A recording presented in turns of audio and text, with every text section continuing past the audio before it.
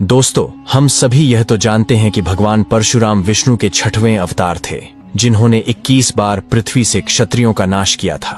महाभारत के समय भी परशुराम जी का महत्वपूर्ण योगदान था।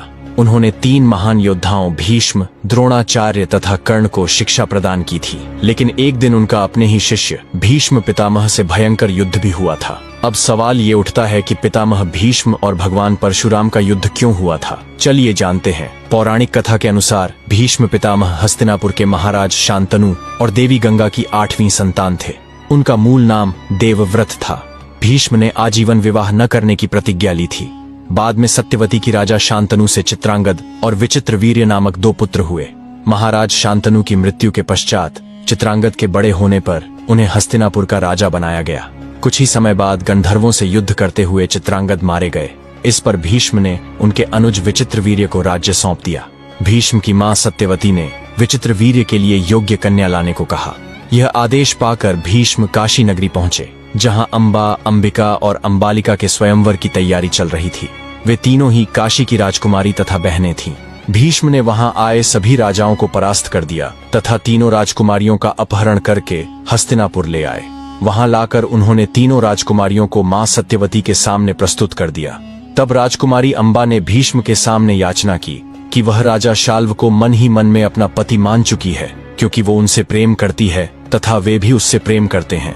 वे उस स्वयंवर में भी आए थे, किंतु भीष्म ने सभी राजाओं समेत शाल्व को भी पराजित कर दिया था। यह सुनकर भीष्म ने अंबा को राजा शाल्व के पास भेज दिया।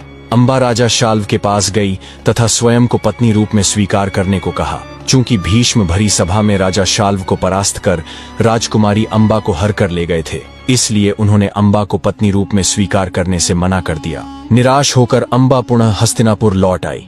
जब अंबा वापस आई, तब तक उनकी दोनों बहनें अंबिका और अंबालिका ने विचित्रवीर्य से विवाह कर लिया था।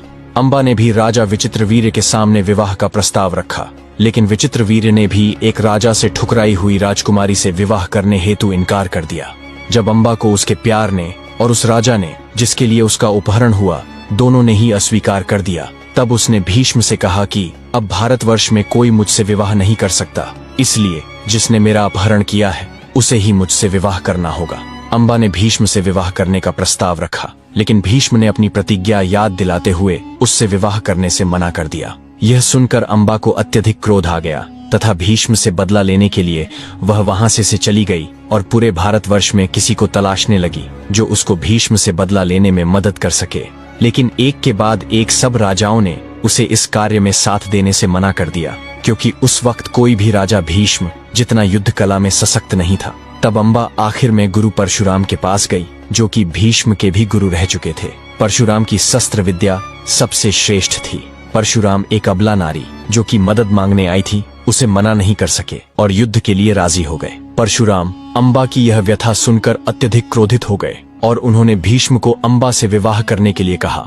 भीष्म ने अपनी प्रतिज्ञा के कारण अंबा से विवाह करने को मना कर दिया। इस पर परशुराम ने भीष्म को स्वयं से युद्ध करने को कहा। दोनों के बीच भयंकर युद्ध हुआ जो कई दिनों तक चला। चूंकि परशुराम भगवान विष्णु का रूप थे तथा भीष्म को इच्छा मृत्यु का वरदान प्राप्त था, इसलिए इस युद्ध में कोई भी पराजित नहीं हो सका। अंत में देवताओं के द्वारा दोनों के बीच युद्ध को शांत करवाया गया। तब परशुराम ने अंबा से कहा कि वे अपनी संपूर्ण शक्ति लगा चुके हैं, लेकिन भीष्म को पराजित करने में वे असमर्थ हैं, इसलिए अब वे उसकी सहायता नहीं कर सकते। निराश अंबा ने भगवान शिव की कठोर तपस्या की तथा उनसे वरदान मांगा कि भविष्य में वह भीष्म की मृत्यु का कारण बने। भगवान शिव के वरदान से अंबा अगले जन्म में शिखंडी के रूप में जन्मी तथा महाभारत के युद्ध में भीष्म की मृत्यु का कारण बनी।